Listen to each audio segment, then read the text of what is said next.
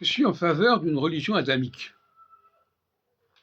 La religion adamique pourrait être d'ailleurs la religion du Verseau, puisque Adam, c'est un homme, un être humain, et le Verseau est un être humain qui verse de l'eau. C'est un des rares êtres humains qui figure dans le zodiaque. Non, c'est ça en passant.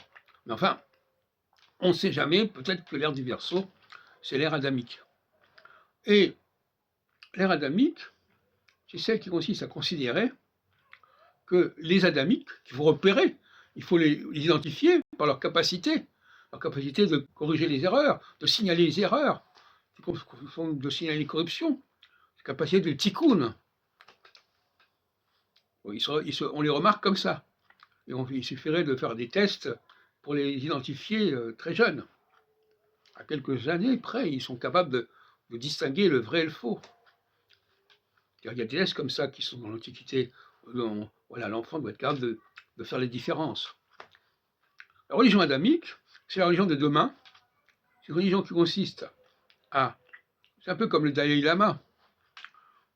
Il faut retrouver un personnage adamique et il faut en faire un culte, en quelque sorte. C'est un personnage en chair et en os, incarné, mais qui est de nature divine. Et Jésus, quelque part, est un personnage adamique. Et d'ailleurs, j'ai signalé le travail de Alfred Baumgarten, qui disait que Jésus se considérait comme un être à part. Il ne se considérait pas comme un humain normal. Donc il se considérait comme adamique, en fait. Donc le culte de Jésus, le christianisme, c'est une religion adamique. Mais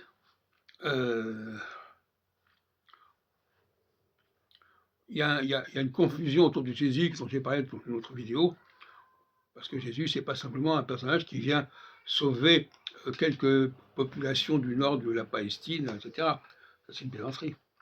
Ce n'est pas du tout sa mission fondamentale, sa réalité fondamentale.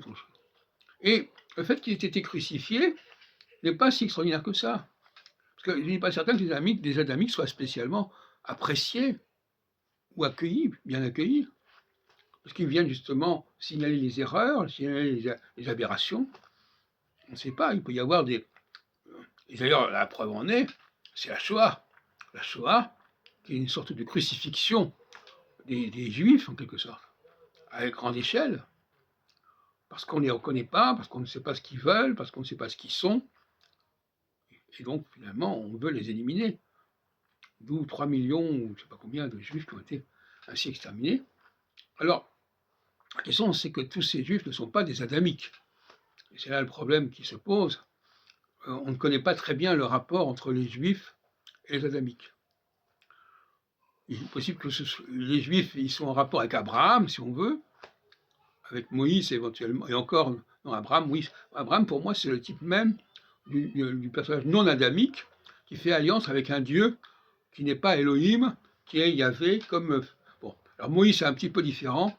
Il est possible qu'il soit quand même adamique quelque part. Si on lit l'Exode, on a l'impression qu'au départ, il est adamique, et puis après, il va vers les Israélites, enfin vers les Bnei Israël.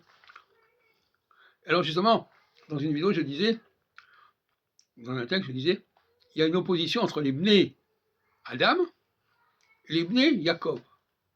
Les Bnei Yaakov, ce sont les fils d'Israël. Israël, c'est le pseudonyme dans la Genèse, le pseudonyme de Jacob, deuxième fils d'Isaac. Et le premier fils d'Isaac, c'est Ésaü. Or, Ésaü, dans la Bible, il est lié à Édom. Et Édom, ça fait penser à Adam, c'est les mêmes lettres. Donc, il y a les Bnei Adam, les Adamites, et de l'autre côté, il y a les Bnei Yaakov, ou Bnei Israël.